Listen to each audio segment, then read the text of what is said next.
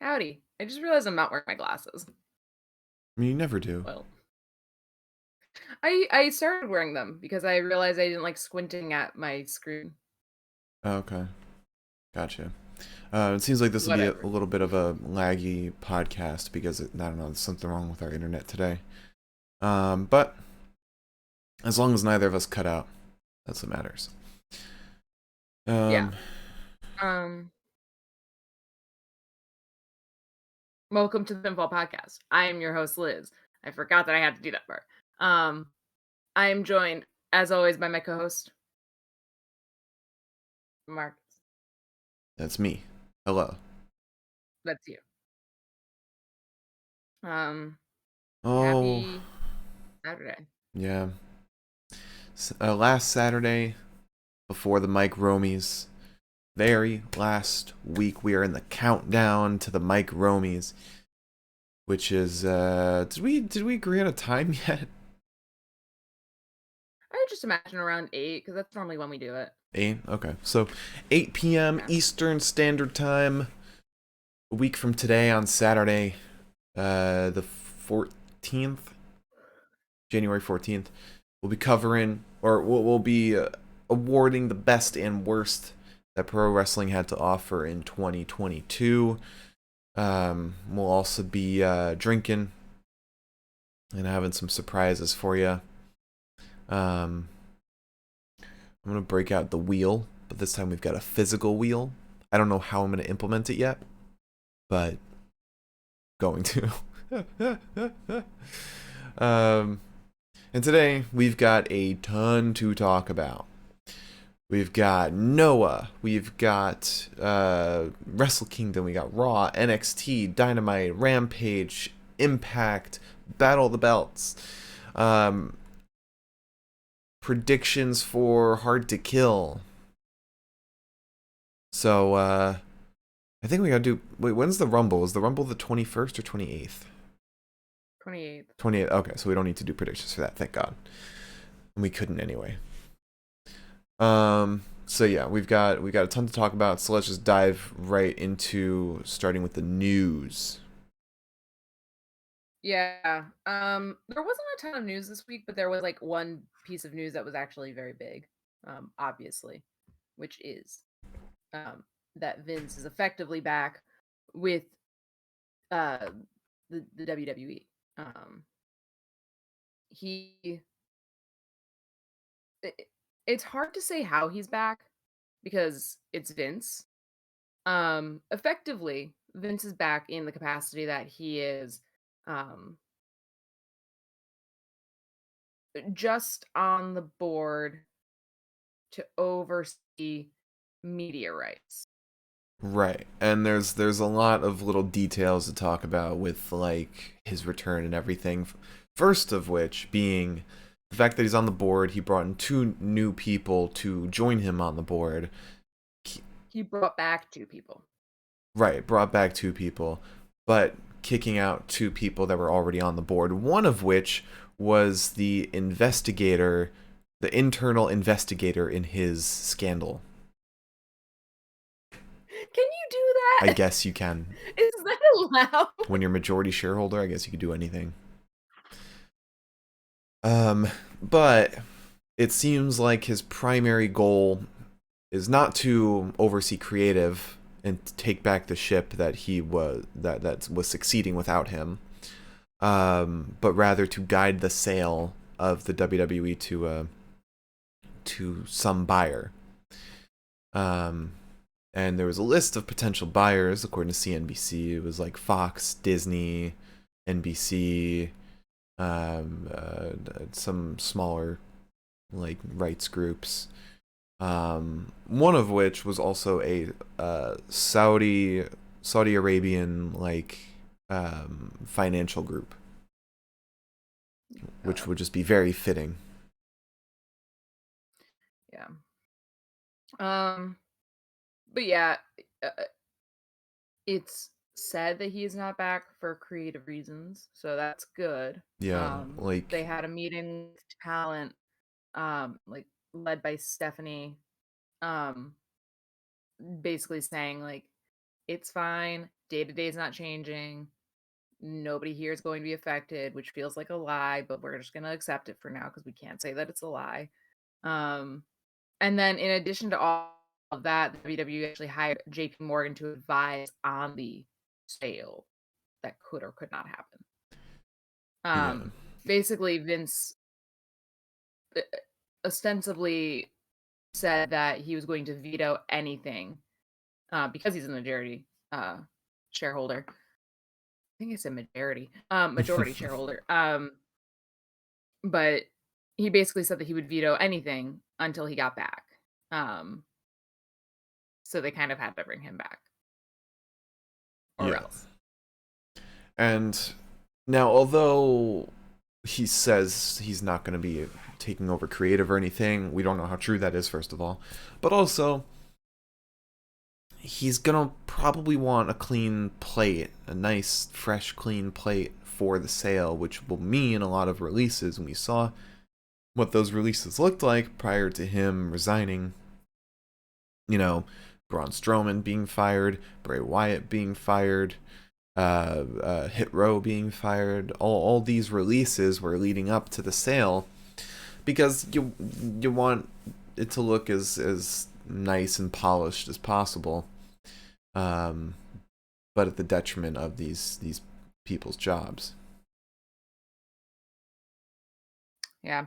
And hopefully, that's not what's going to happen. Yeah, Hopefully, it's actually going to be the same day to day and nothing is going to change. And the only people that get released are the people that, would have gotten released by Stephanie or Triple H or whoever um, from the get go. yeah, It would be stupid to release certain people again because they've already made an impact in a sense that they would like be missed, and it would really piss off viewership. yeah. At this Um, point, you can't re-release Bray Wyatt. no, oh Definitely my god, not. no. Um, but yeah, that's obviously the really only piece of news that mattered this week.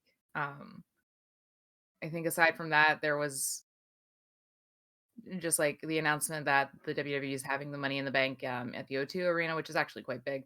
The O2 Arena is massive.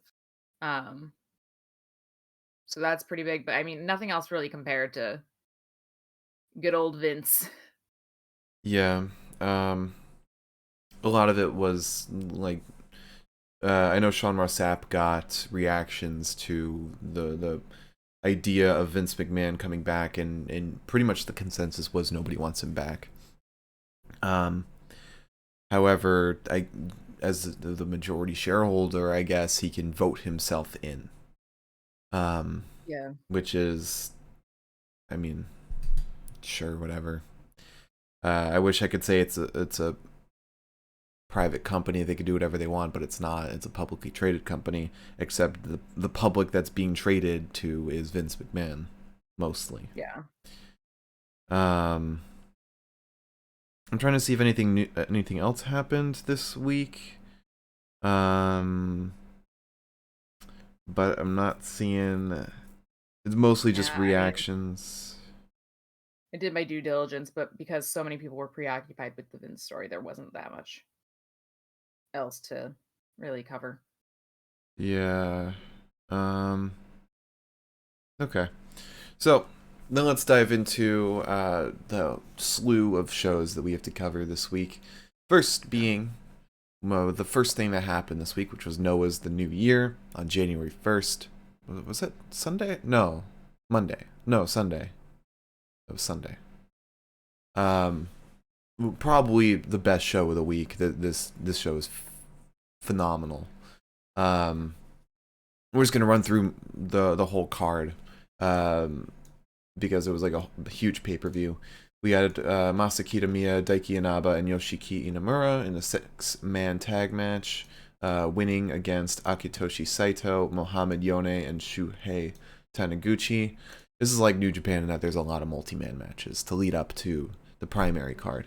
Then we had Ninja Mac, Dante Leon, and Alejandro beating High 69, Shuji Kondo, and Tadasuke with a roll-up. Um, We had Hijo del Dr. Wagner Jr., Atsushi Kotage, and Seiki Yoshioka losing to Masaki Mochizuki, Mochizuki Jr., and Susumu Mochizuki via body slam. Those guys are from Dragon Gate, the winners, the Mochizuki boys. They're phenomenal. And I wish New Japan would do more crossover with Dragon Gate because they got such great talent over there. Yeah. We then had Sugiura-gun versus Kongo, where Sugiura-gun picked up the win with a Northern Lights suplex, and they were teasing X as their mystery partner, and they had a guy in the ring wearing an X mask. And just before the reveal, they pushed him out of the ring, and out came Hiroshi Hase, who, what was he, a governor? A politician of some sort? Mayor or something. Yeah, Mayor, a prefecture. Yeah, who's also like an Olympic athlete, Yeah. former pro wrestler, and he could still go. Yeah, he was pretty impressive. And he was also the inventor of the Northern Lights suplex. Yes. And he won with said move. Great match, a lot of fun. We then had Timothy Thatcher versus Jack Morris in a phenomenal catch wrestling match. This was so great. Jack Morris wins via powerbomb. But not only were we treated to Thatcher's fantastic wrestling, but we had our eyes open to Jack Morris, who is so good. Also fucking jacked. Yeah. And to top it all off, after the match, Jake Lee comes out, who is one of the biggest free agents in the Japanese wrestling market. And we thought he was going to challenge Jack Morris, but they shake hands, they team up. So that's going to be a huge tag team for Noah going forward. Also, it was really fun to see Thatcher have like a lot more like personality than I think we've ever seen him have. Yeah. Definitely had way more personality than he did teaming up with Tommaso Ciampa. Yeah. Oh my God. He was, because like with Tommaso Ciampa, he was just like this brute. Yeah. And now he's like a brute, but like also he's like, I'm to, here. To be fair, he did have personality when he was with Riddle. He did. That's true. He was actually very funny when he was with Riddle. Yeah. So next we had, for the GHC Junior Heavyweight Championship, we had Amakusa versus Junta Miyawaki. This was a lot of fun. A lot of junior heavyweight, a lot of fun with that. Then we had a phenomenal match. Takashi Sugiura and Satoshi Kojima versus Kenta and Naomichi Marufuji for the GHC Tag Team titles. This was phenomenal. This was so good. Kenta, I mean, as we saw just this week alone, he is not only a fantastic wrestler, just one of the best, but also with his entrance to the Rambo, he is so funny. It's fucking goofy. Kenta's the best. I want to see him, hold a world title sometime this year. But Sugiura and Kojima is such a good team as well. They retain with the cozy lariat. Great stuff. Then we had, for the junior heavyweight tag titles, we had KZ and Yohei versus Eita and Yoshinari Ogawa. And KZ and Yohei had an early contender for entrance of the year, because that was so good. They were rapping to enter, which is one thing, but then they were going off dancing in the middle of the ring for like 5 minutes. It was so good. Incredible. Oh my! It put the Acclaim to shame. Oh my God, it did. They could never get to that point. Yeah, unless Bowen starts dancing in the middle of the ring. But it's got to be like the synchronized dancing that they were doing. Yeah. Like they were both dancing at the same time in sync. And I was like, a boy band. Nice. And I think Yohei's going to have a match at the New Japan Noah crossover show. and that'll be a Yeah, lot of fun to check out. Which I don't know when that's happening. I think it's happening next week because they announced the full card already. I think so. Yeah, it is because that's gonna be what was supposed to be Wrestle Kingdom Night 2, technically. Oh, so the 21st. Yeah. Okay, so not next week. The week after. Oh yeah. So actually 2 weeks from today.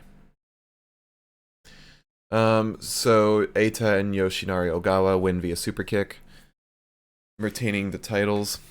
Oh no, yes, retaining the titles. And then we had No, Kaito. No, they won. no, they won the titles. Oh, okay, okay. Yeah. Then we had Kaito Kiyomiya defending the title against Keno. This match was phenomenal. This was best match of the week until Wrestle Kingdom.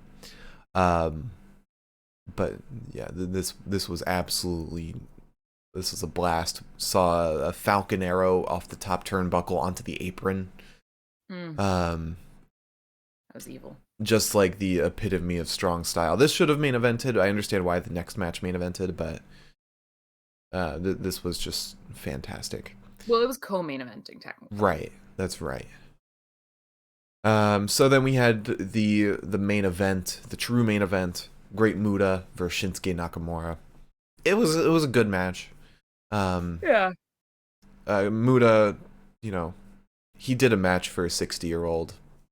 It's And what you Shinsuke expect. actually did really well. Yeah. It ended with Shinsuke kissing Great Muta to stop the mist from happening again. Thus, kind of reflecting the mist onto Muta, and Shinsuke gets a Kinshasa to win it. And then after, Well, you go ahead. they like kiss, and then obviously it was like in technical from a technical standpoint, it was to get the mist into Shinsuke's mouth because Right, Shinsuke did end up misting him. right, that's right. And then after the match, in his backstage comments, Great Muta had some interesting words for Shinsuke that are not good, not the best PR. Had to do with the kiss, but Shinsuke's happy. That's what matters. Yeah. But I'm surprised no one's like talking about that. Yeah, I think everyone was just like, all right, Muda, He's a 60-year-old man, but back to bed. yeah. I think it's also because like he's retiring. We're not gonna see him anymore. So what's the point? Yeah. Yeah. So then we had Monday Night Raw.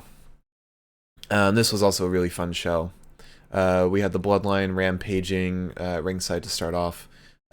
Kevin Owens comes out to try and put a stop to it. Adam Pearce forces the Bloodline out of the ring and the building, but Solo lays out security. Bloodline lays out Kevin Owens next, but then the whole locker room comes out. And then Adam Pearce gives every member of the Bloodline a match. Elias will fight Solo Sikoa in a Music City Street fight. The Usos and Sami Zayn will fight the Street Profits and Kevin Owens.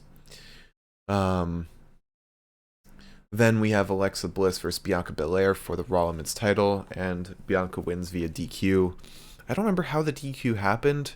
I think Bliss just like went off on Bianca. No, I think Bliss, the DQ happened because she started beating up the referee. Oh, right. Yeah, there were a bunch of Uncle Howdy masked people in the crowd, and that kind of set off Bliss, and she went ballistic.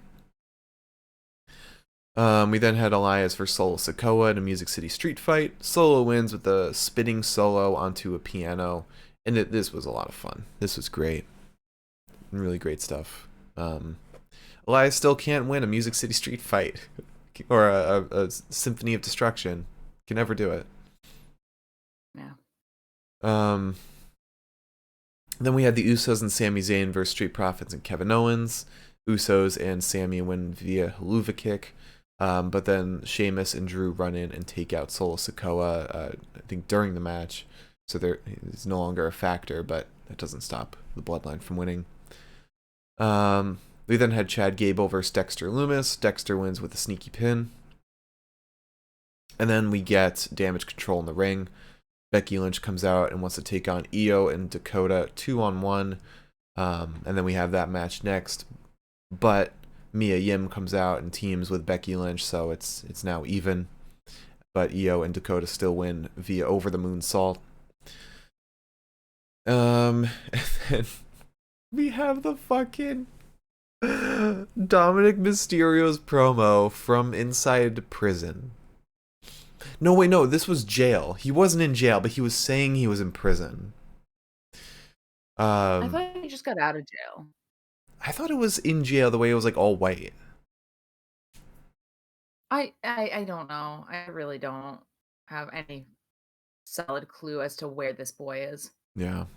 But he had a fucking teardrop tattoo, which I did learn more about what it means, the differentiation between a filled-in tattoo and a hollow tattoo. I think he had a hollow one that's not filled in, which is like you killed someone, I think. Which, Dominic, you did not kill anybody. It was either like you killed someone or you just went to prison. Like that was what it meant. I like the idea that he like got to prison and he was like, well, first of all, would not have gone to prison. Second of all, I like the idea that he got to jail and immediately was like, all right, let's get this teardrop tattoo. Yeah, he's like in the same area where they hold drunk people for the night. But he's in the corner tattooing himself with like a Sharpie. Yeah. Oh my god. I'm so excited for this, Dominic. It's so funny. Also, he's engaged now. So congrats to Dominic. Yeah. Hope his family goes to the wedding. I hope they shoot a segment at the wedding, but Ray crashes it. They would. Yeah. They Knowing really the would. studios, they would. Actually, they might not, because in kayfabe, him and Rhea are supposed to be a thing, I think. So then we had Austin Theory versus Seth Rollins for the United States title as the main event. This was a great match. This was so good. Austin Theory retains via A-Town Down after low blowing Seth. But keep this up for Theory because he is $1 million in this route. Less gimmick shit with his selfie, more just being a heel and a damn good one. So what do they call him? The Now? Is that his name? I forget like what they refer to him as, but something like that. So then we had NXT. We had New Day and Schism to start off. Oh no, we had a match that we didn't tune in time for. I can't remember what it was though. Right. I think it was Carmelo Hayes versus Axiom. I think that was it. Oh no, Axiom fought Trick. I don't remember who Carmelo Hayes fought. But then we had New Day and Schism. Schism wants title shots. I think they're gonna get it, but I'm not sure. And then we get Hard Justice, Dijak, interrogating Stacks. Vigilante Justice, who's really brutal on Stacks' face.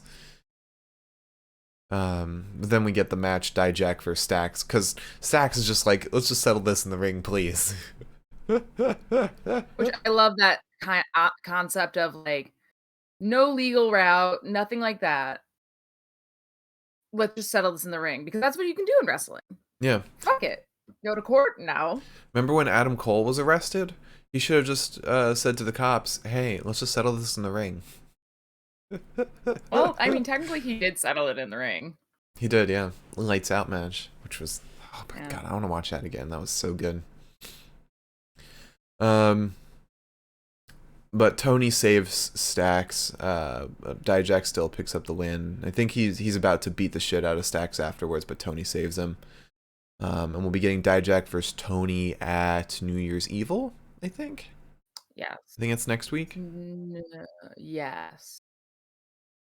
Then we have an interview with Oro Mensa, but Javier Bernal walks in and says he's releasing a Christmas album. Yeah, even though it's late for Christmas. He's so funny.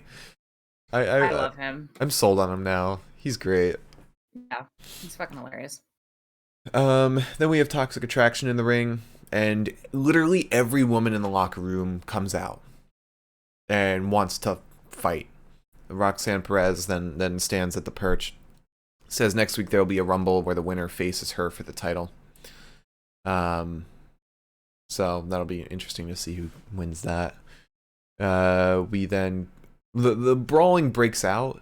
Alba and Isla Dawn go outside for their brawl, and they brawl all the way to the ring where we get their match in an Extreme Resolutions match, which I guess is just no holds barred. Yeah. Alba Fire wins. Then we get Oro Mensah versus Javier Bernal. Oro wins with a spinning heel kick. Then we get Andre Chase versus Drew Gulak. Gulak wins via Gulak. That was a really fun match. Then we get the last match of NXT this week with Kofi Kingston versus Joe Gacy. Kingston wins with Trouble in Paradise in a very short match. But then we get Gulak and Hank Walker backstage. Charlie Dempsey walks in and wants to fight Hank Walker. Then we get New Day and Pretty Deadly backstage, and New Day don't want to give Pretty Deadly a tag title shot, but they're going to have a gauntlet match during New Year's Evil for a shot at the tag titles. Then we get the Grayson Waller effect, where Grayson is live streaming on Instagram the whole segment. But the thing is, with TV, it's on a little bit of a delay. So Instagram Live is ahead of everything. But Grayson says Braun stole his dad's gimmick. Braun hits Grayson and, stands tall, which makes me think that maybe Grayson's going to win. I wouldn't be shocked. Yeah, I wouldn't be either. Then we have Wrestle Kingdom. Biggest show of the week. Not the best, though. Not the best. I didn't really like Wrestle Kingdom, and I know you didn't either. Yeah, it wasn't stellar. There was one match I really liked, and I think everybody knows which one that was.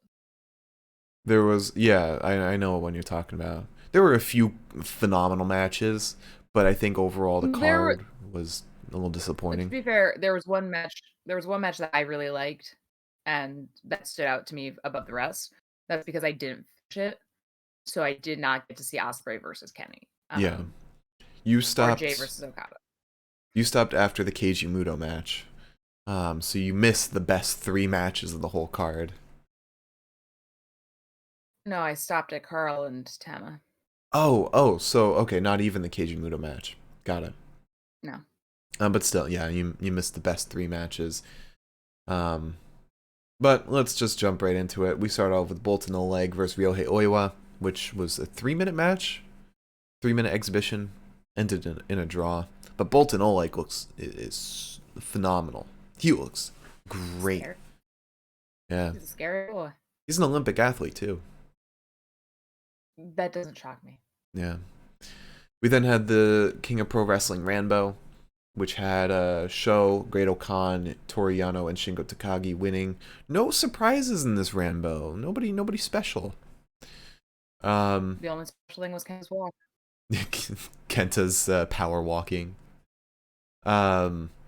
So with our predictions, we both predicted Oiwa to win over Oleg, but that was a draw, so neither of us get points for it. With the Rambo, I picked Toru Yano, Shingo, Taichi, and Tom Lawler to win, but only Toru Yano and Shingo won. You picked Yano, Shingo, someone from GLEAT, and Chase Owens.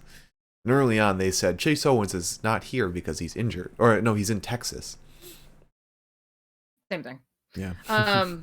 Yeah, my bad. I was shocked that there was nobody from GLEAT in Wrestle Kingdom. Yeah. Not even Shima. Yeah, I really expected something. Yeah.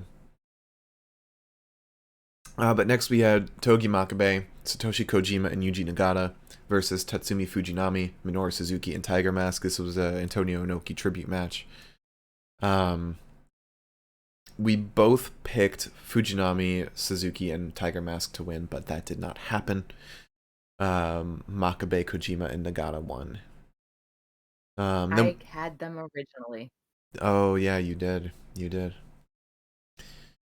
Then we had Leo Rush and Yo versus Catch 2-2, TJP and Francesco Akira, and Catch 2-2 won via snap roll up.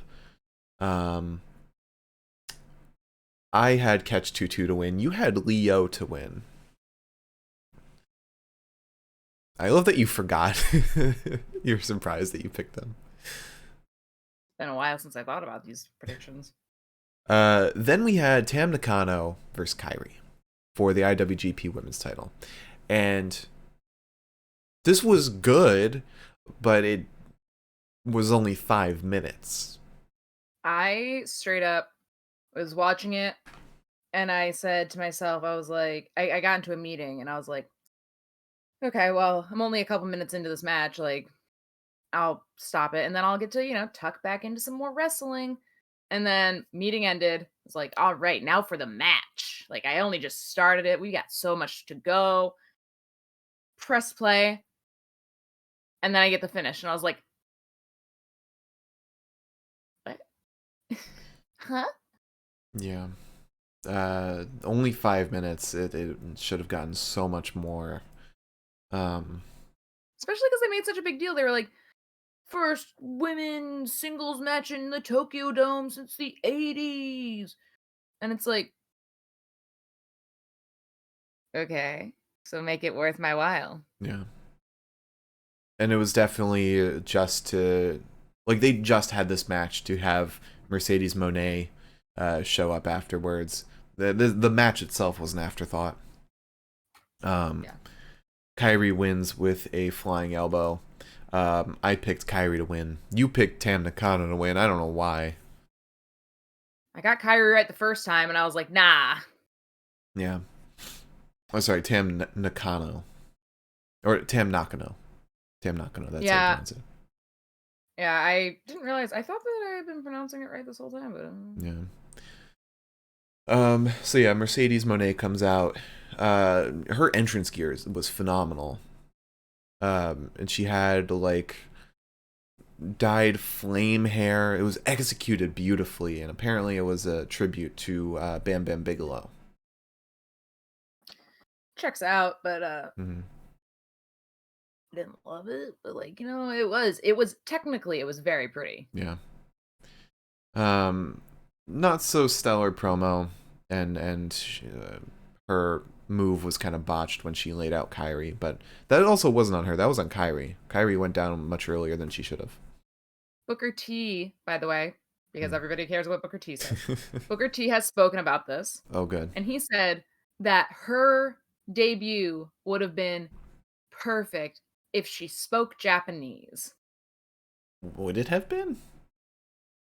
I was like, Zach's been with New Japan since like forever now, and he doesn't even speak that much Japanese in his promos, like when he has to like talk on stage or Yeah. in the ring. Yeah, she. So I think the problem was just Mercedes. It didn't seem like she cared. cared or believed what she was saying.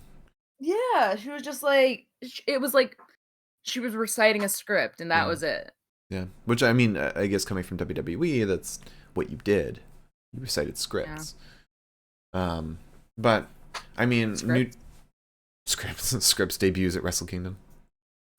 But apparently New Japan botches debuts all the time. So, but Kyrie and Mercedes Moné will face off at Battle in the Valley February 18th, I think, in LA. And you gotta assume Mercedes is gonna win that. So we'll see. Yeah, I don't know actually. But I figured you're paying that much for her. You got to give her yeah, the title. that's true. It sucks though, because like she's not really there for like a long time. She's just there for a good time. Yeah. She's sort of Brock Lesnaring it. But give her a good run, then give it back to Kyrie. Yeah. So we then had Bishamon versus FTR for the IWGP tag titles, and Bishamon wins via Shoto. This was a great match. I think it was shorter than it should have been. I think it was like barely 10 minutes. We both picked Bishamon to win this because they're cleaning house with FTR's titles. Yeah, for whatever reason. That move where both, I think it was Dax and I know it was how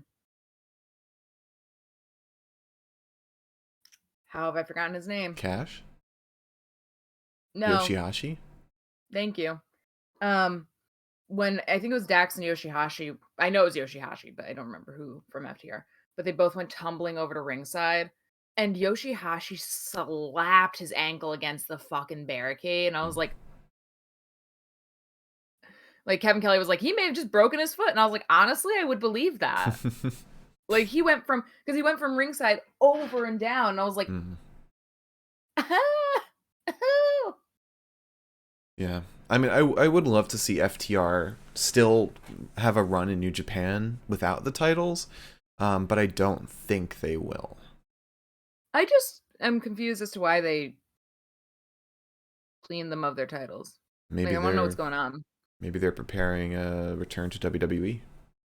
People are saying that, and I'm like, oh, I don't want that. But also, Dax did say that after their contract's up, they want to have a run in the indies, like non-televised wrestling. You kind of do whatever they want. That makes sense. Yeah. They've been everywhere. They've done everything. Yeah. Except they've had a fantastic run everywhere except WWE. Once they got to main roster, it was kind of they kind of had a very lackluster tag run. So bring them there, give them what they deserve. Maybe. Imagine FTR and Edge in a 6-man tag. Ooh, that'd be good. Against the Bloodline. Yeah. So then we had Ren Narita versus Zack Sabre Jr. for the New Japan Pro Wrestling or NJPW World TV title. You picked Zack to win. I picked Ren Narita to win, and Zack won with a Fujiwara armbar. Fantastic match. Really, really great stuff. These guys are world-class wrestlers. But then TMDK comes out, Mikey Nichols and Shane Haste, and they offer Zack a spot leading their faction because they've had such history together. And Zack doesn't even try to fake them out. He like pretends to toss it, but he's got a smile on his face the whole time, so we know he's joining them. And I'm excited to see where this takes TMDK now that Zack is the head of it. Yeah. I'm just happy that he's got his belt. I think that Zack is like one of the people that like has worked hard and like deserves to finally have something to show for it, even if it's the ugliest belt I've ever fucking seen. Beautiful strap color, but that's the only good thing Yeah. about it. Yeah, everything else about it's fucked up. Yeah.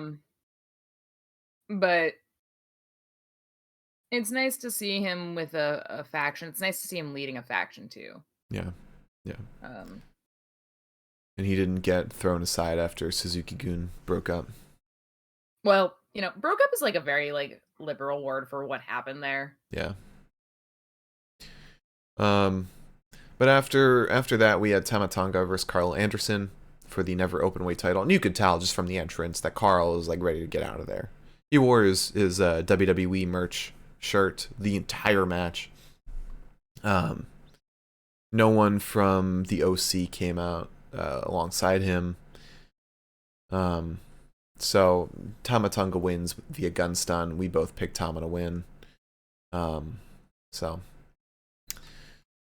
that was that, and that was also the last match that you watched. So all the stuff will be fresh to you, or spoiled. So then we had Bushi, Tetsuya Naito, and Sanada versus Keiji Muto, Hiroshi Tanahashi, and Shota Umino. Muto, Hiroshi, and Umino win via Death Rider from Umino, I think, onto Bushi.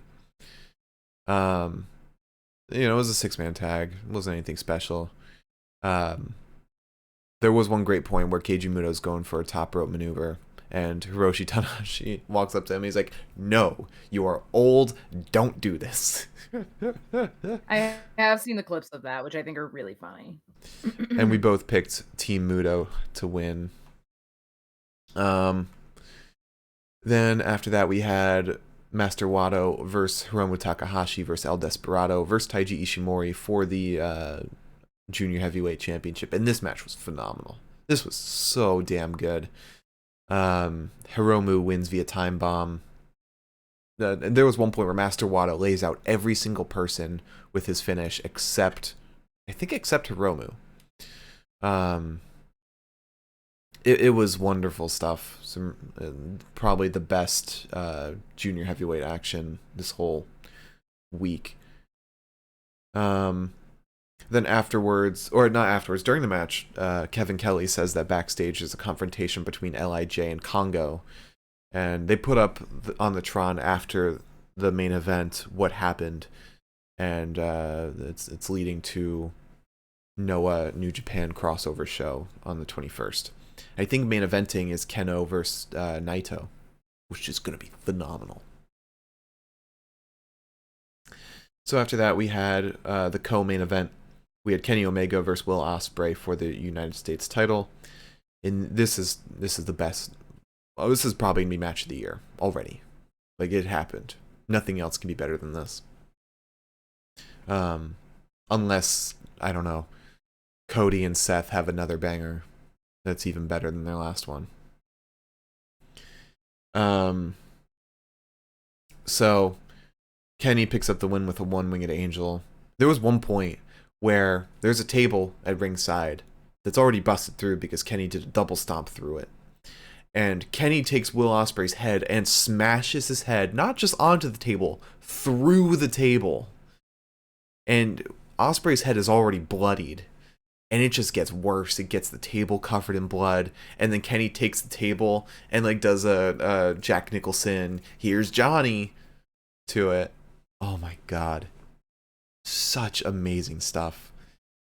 And I have legit never rooted for Ospreay more, mostly because of United Empire's support of him through like the last half of the match, because they go past the barricade at some point and are like cheering him on, confronting Don Callis as well, who's been at commentary. It's such beautiful storytelling. Ospreay almost gets it, but Kenny wins the title. And way to conclude a beautiful run from Will Ospreay on that title. Yeah. But it seems like it's just the start of this story, just the first chapter. We'll see where it goes from here. I feel like Ospreay's going to get it back at some point. Yeah. And then we had the main event, Jay White versus Kazuchika Okada for the World Heavyweight title. That last match, you had Ospreay to win, I had Kenny to win. So I came out on top there. With Jay versus Okada, I had Okada to win, you had Jay White, and Okada picked up the win with a Rainmaker. It was a fun match. It was really good. But I'm tired of Okada winning. I really am. Yeah. I get that. He's the second coming of Antonio Inoki. We get it. But at this point, he's Cena. LOL, Okada wins. However, the end of it kind of made up for the result, where Jay White climbs up Okada's side to stand at his level. And just to tell him he's still around. He's still there. Can't get rid of him that easy. Yeah. Really great stuff. And after the match, Shingo Takagi comes out and challenges Okada for the belt, even though he won the King of Pro Wrestling title at New Year's Dash. So we'll see if I doubt Shingo's gonna be double champ, but that's gonna be a good match either way. All right, let's talk about Dynamite. We started with Chris Jericho versus Ricky Starks. Ricky picks up the win with a spear. After the match, JAS comes out to beat up Ricky, but Action Andretti comes out for the save. And then Hager power bombs Ricky through the table. Same way he did with Eddie. Then we had an interview with Hangman. He says he's not medically cleared to compete, but he plans to be next week, and he's going to knock Mox's dick in the dirt. Which apparently is a reference to Breakfast Club. Of course. Yeah. So then we have Jeff Jarrett and Jay Lethal versus The Acclaimed. Almost had Jeff and Lethal win, but The Acclaimed picks up the win after a restart to the match. We then had a Jack Perry promo. He says next week him and Hook are going to team up against Big Bill and Lee Moriarty. Then we had Danielson versus Tony Nese. Danielson wins via submission. And he wants another fight. Calls for MJF. MJF comes out. Danielson surprisingly makes a ton of Yo Mom's a Ho jokes. But the way Danielson says it, he says, "Your mother has so many suitors." Human suitors. Don't specifically. Suitors. Oh my god, it's so funny. But MJF gives Danielson the stipulation that he has to fight every week for 5 weeks to get #1 contendership. Danielson just straight up says no. He's gonna come out when he wants, wrestle who he wants, then beat MJF's ass. But then Danielson agrees to MJF's stipulation, but only if Danielson can pick the stipulation for their match at Revolution. And so Danielson picks a 1-hour Iron Man match. And I have no idea how MJF's going to win that, but I'm excited to see. Then we get Swerve Strickland versus AR Fox. Swerve wins with a double stomp. That was a ton of fun. We had the Guns coming out, doing their funeral for FTR. The FTR entrance plays, but it's just the Guns pulling a prank on us. We were shocked. We thought FTR was out, and they made the flight from Japan that same day. To be fair, we were both like, no. Maybe? No. Then we had Kiera Hogan and Sky Blue versus Jade Cargill and Red Velvet. Jade and Velvet win with a pump kick. Jeff Jarrett and Jay Lethal are then interviewed. There was a no holds barred match on Battle of the Belts for the belts. And we had the main event, Darby Allin versus Samoa Joe for the TNT belt. Darby wins the belt with a coffin drop. And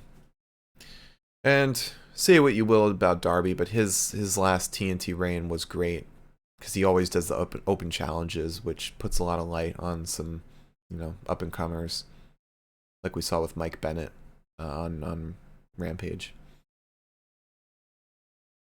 I'm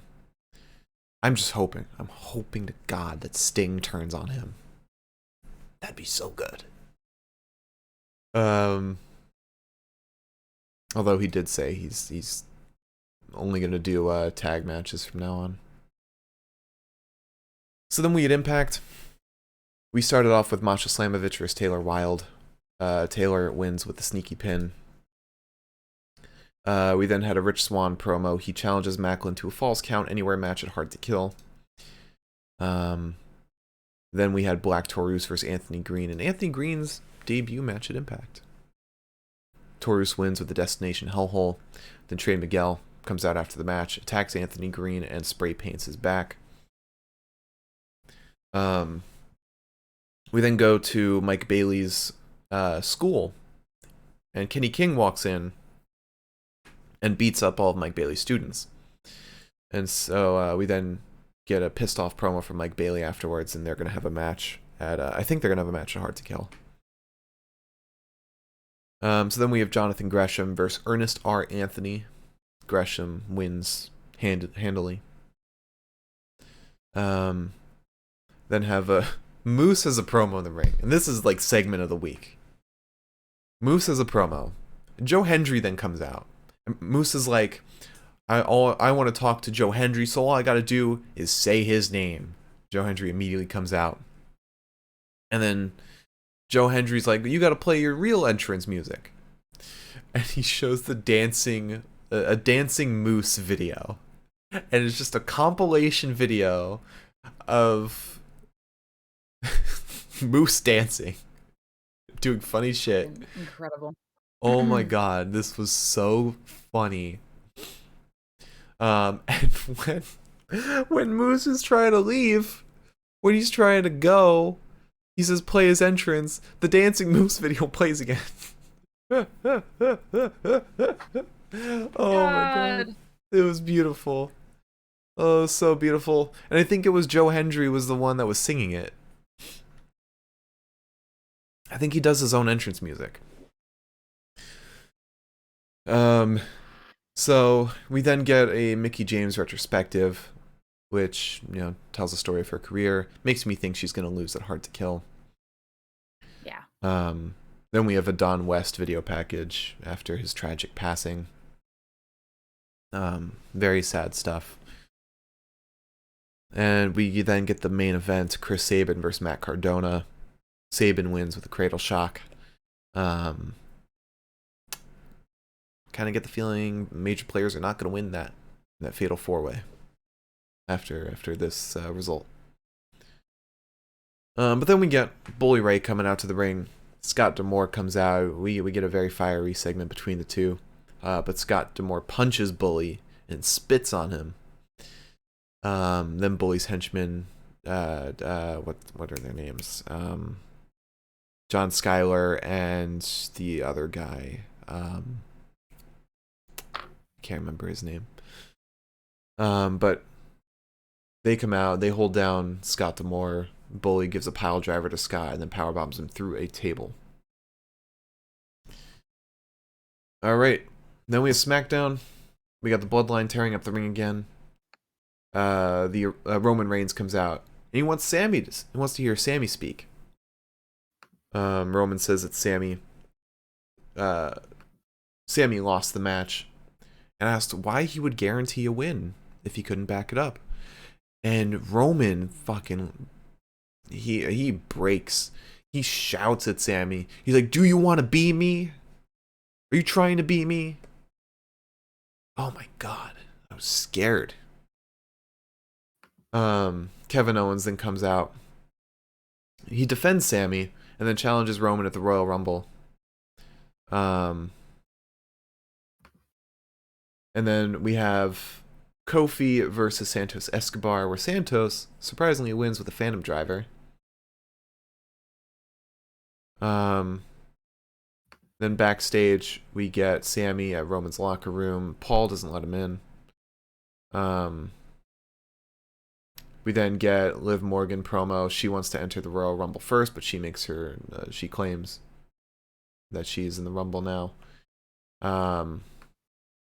Then we get Scarlett and Karrion Kross versus Emma and Madcap Moss. Scarlett and Karrion win with a cross jacket. Charlotte Flair has a promo after being back. And Sonya Deville comes out, challenges her. We get them for the title. Charlotte retains with a figure 8.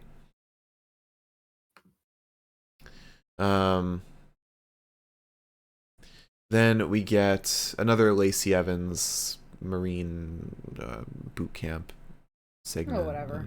I'm tired of these. And then we get Ricochet versus Top Dollar in a Royal Rumble qualifying match. Ricochet wins with the Shooting Star Press. They shake hands after the match, and Top Dollar acts like he's being honorable. But Hit Row then attacks Ricochet, and Braun comes out for the save, as you'd expect. We then get Roman in the locker room. He wants to see Sammy. He apologizes to Sammy and wants Sammy to redeem himself. So on Monday, it'll be Sami Zayn versus Kevin Owens to make up for Sammy's loss. Then we have the Usos versus Sheamus and Drew McIntyre for the tag titles. The Usos win with a roll-up. I seriously, for a second, thought Drew and Sheamus would win. They had me for a second. Yeah. It got damn close. Yep. Then we had Rampage. We started off with Jon Moxley and Bryan Danielson versus Top Flight. Fantastic match. Mox and Danielson win with a labella lock. We then get a promo from Hangman. He has papers that'll clear him for Dynamite against Mox. Then we have Britt Baker and Jamie Hayter versus the Renegade Twins. Britt and Jamie pick up the win there. We then get Preston Vance, El Perro Peligroso versus Sonico. Preston wins very easily and then rips the mask off Sonico after the match. Then we have Darby Allin in an interview. The Kingdom walks in, and Mike Bennett wants a title shot for the TNT belt. And so we get that. Mike Bennett, Darby Allin for the TNT belt. Darby wins with the coffin drop in a actually really good match. Great way to start off Darby's reign. And then finally we had the Battle of the Belts. We had the Acclaimed versus Jeff Jarrett and Jay Lethal. Acclaimed win with a mic drop. Pretty fun match. Then we had Book of Hobbs, which didn't really tell much. Then we had Sky Blue versus Jade Cargill. This was a great match. This was fantastic. Jade picks up the win with Jaded. Then we had the main event, Kip Sabian versus Orange Cassidy. Orange wins with an orange punch. This was very overbooked, but it kind of made sense with the story because Kip wanted to break Orange. And, you know, like, he got kind of the moral win over Orange. Yeah. I heard that this was like an incredible fucking match. Like, for what it was worth, like for what people expected, it was really good. I'd say it was fun. I wouldn't say Yeah. it was the best match on the card, but it Yeah. was a lot of fun. And that's our recap. It's all the shows from this week. A lot of really good wrestling. Great way to start off the year. And shall we do predictions for Hard to Kill now? Yeah. All right, and that's how we will end the show. Oh wait, we have to do the matches of the week. Forgot about that. And this will be an easy one because it's pretty decisive. So, best match of the week, definitely Kenny Omega versus Will Ospreay. There's no question there. Yeah. Next, number 2, I would say personally Kaito Kiyomiya versus Keno. What do you think? Okay. I can agree with that. And then I'd say the Fatal 4-Way for the junior heavyweight title. After that, I'd probably say Sugiura Gun versus Kenta and Marufuji. Maruken. Okay. Then finally Jay White versus Okada. Yeah. Okay. All right, cool. So those are our matches of the week. Now let's get down to predictions. So, Impact. And this will actually be the decider for the Mike Romies. Because what we decided... Oh, will it? Yes. Because, thank you to Miriam, we are going to... Whoever is holding the precious egg come the Mike Romies will decide on the drink. Oh. So... Could be a very dangerous one. It could be an unpleasant one for one of us. Or it could be nothing at all. So right now I'm the holder of it. So we'll see if that changes come Hard to Kill. All right. So first up we have the pre-show. We've got Death Dolls versus Giselle Shaw, Savannah Evans, and Tasha Steeles. This isn't for a title or anything, but it's a 6 knockouts tag team match.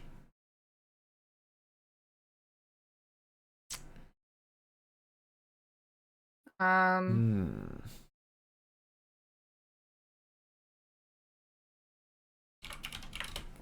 This one's tough.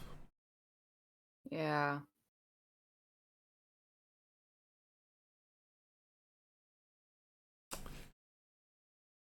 I'm gonna go with Giselle, Savannah, and Tasha. I might go with them as well, just because I feel like. Actually, no. I think I'll go with Death Dolls. Okay. I just feel like with Giselle, Savannah, and Tasha, they'll do they'll have them win to, start a title match for them for whatever the next pay-per-view is. All right, so next we have a 6-way match. Alan Angels versus Bhupinder Gujjar versus Kushida versus Mike Bailey versus Mike Jackson versus Yuya Uemura. I don't know what it's for. Wikipedia doesn't say. Whoa. Yeah, there's a lot here. I feel like this will be a loss for both of us. I'll go with Kushida. You're gonna go with Kushida? Yeah. Oh man.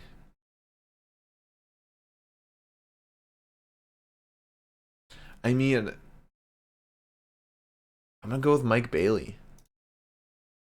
Okay, that's a strong one. Yeah. So then we have Rich Swann versus Steve Macklin, Falls Count Anywhere.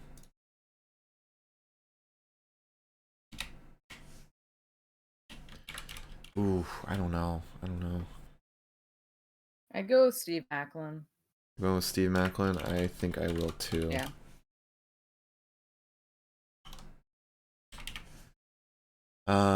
Then we have Joe Hendry versus Moose for the Impact Digital Media Championship. I'm going with Joe Hendry just because I want him to win. I'm going with Joe Hendry as well. I think he is killing it as champ. Then we've got number 1 contendership in a fatal 4-way for the Knockouts World Championship. Deonna Purrazzo versus Killer Kelly versus Masha Slamovich versus Taylor Wilde. I'm gonna go with. I don't know. Yeah, all these multi-man matches are tough. Yeah.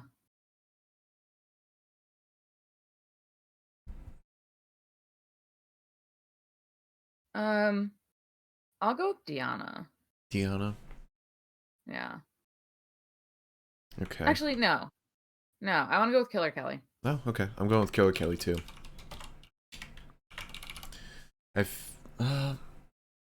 Yeah, because Masha's already had 2 matches with Jordan and lost both. Yeah. Um, I feel like Deonna might be too easy. So, like. yeah. Then we've got Trey Miguel versus Black Taurus. Black Taurus better win. That's all I'm gonna say. You're putting Black Taurus? Yeah. I'm going with Trey Miguel. I feel like he's gonna pull some more sneaky shit. And that's just for the X Division title, no stipulation. Alright, next we have a 4-way tag team elimination match for the tag titles. Between Motor City Machine Guns, Heath and Rhino, Major Players, and Bullet Club, which is Ace and Bay. This might be the toughest match to predict.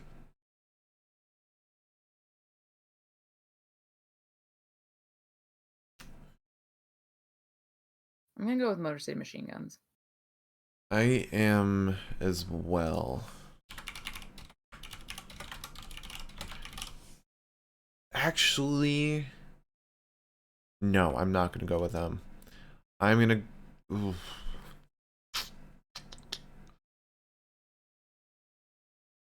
I'm gonna go with Bullet Club. Cause why not? Why not? I could be very wrong, but So then we have Jonathan Gresham versus Eddie Edwards in a regular singles match. I'm going with Gresh. Me too.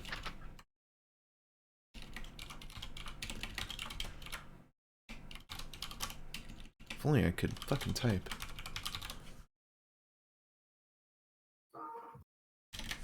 Okay. Then we've got Jordan Grace versus Mickey James in a title versus career match for the Impact Knockouts World Championship. I'm going with Jordan.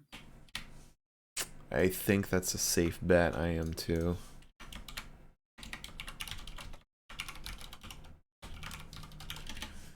And then finally, we have the main event, Josh Alexander versus Bully Ray. Is this any special? Yeah, Full Metal Mayhem match for the World Championship. I'm gonna go with Josh. I just really don't want it to be Bully. I'm so torn. Because he is the longest reigning Impact World Champion. Mm-hmm. Which might mean they might think it's time for him to drop it. But to Bully? Bully's their Brock. As weird as it is, he is their Brock Lesnar. That's true. I don't know. I'm sticking with mine. Yeah, I'm going with Josh too.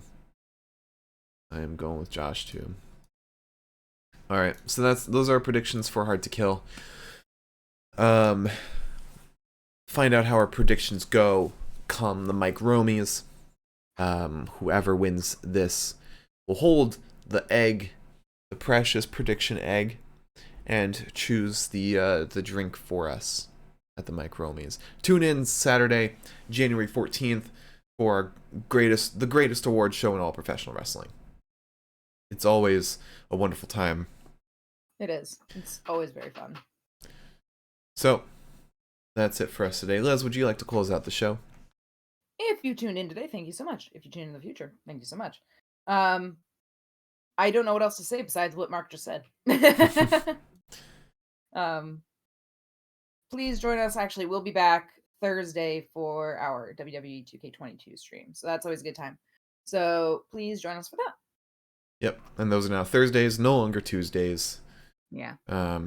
At 8. 8, not 10. No longer at 10. Yeah. All right. So thank you once again for watching. Twitter, YouTube, Twitch, Spotify. It's all Pinfall Podcast. We'll be back Saturday for the Mike Romies. No weekly recap this time. Just the award show. The next recap will be on the 21st. So, but please tune into the Mike Romies. It's always gonna be a great time. Bringing back the wheel, but the physical version. Bringing back, yeah. Yeah. So you won't want to miss it. But until then, have a great rest of your weekend and a great start to your week. We'll see you on Thursday. But don't forget Saturday. Bye, everyone. We'll see you then.